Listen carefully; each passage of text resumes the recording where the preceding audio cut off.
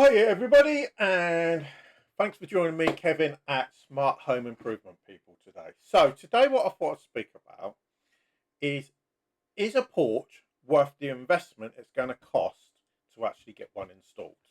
Okay, because with more and more new houses being built, okay, when people buy a new house, okay, first things you look at doing normally in the internal things, maybe get your double glazing done, uh, you know, decorate the house, maybe you get a new kitchen, bathroom, all those types of things.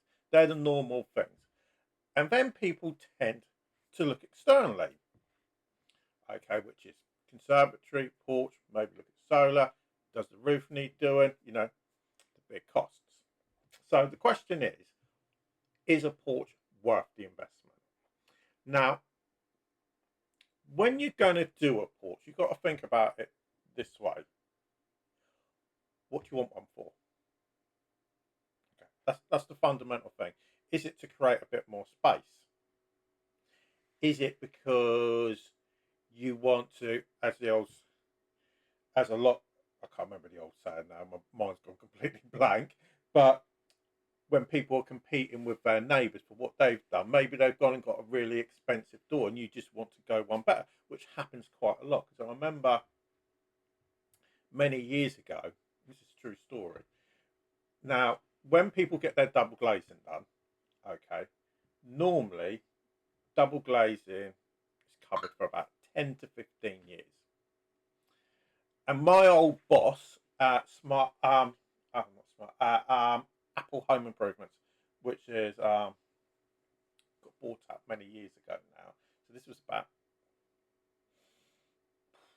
15 years ago. Told me this story where his mother lived in Basingstoke. There was a house just up the road. Got bought 3 times in 10 years. Every new homeowner replaced the windows.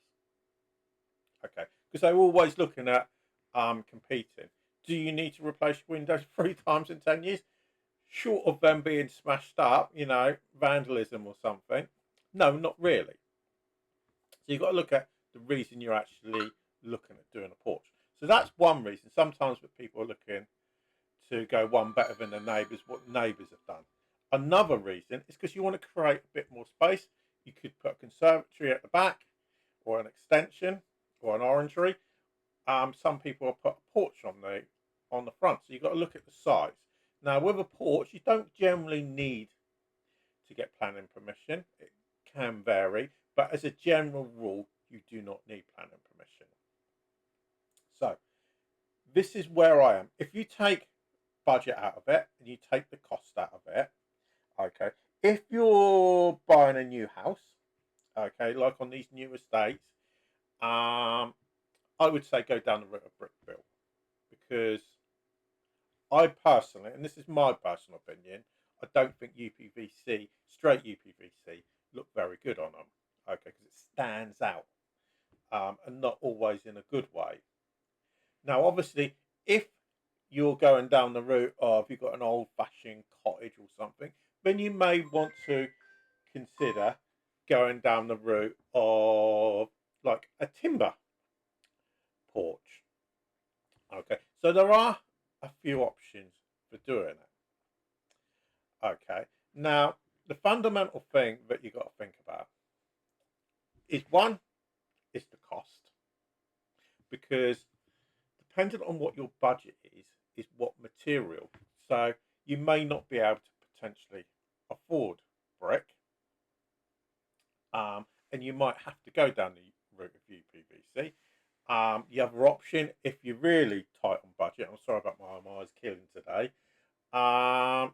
you might just want to put like a cover over the top, so you're still getting some coverage, but you're not going to have the sides and the door and everything. Now, for those that are going to say, does it really matter? Does it really matter having a porch or not? As a general rule,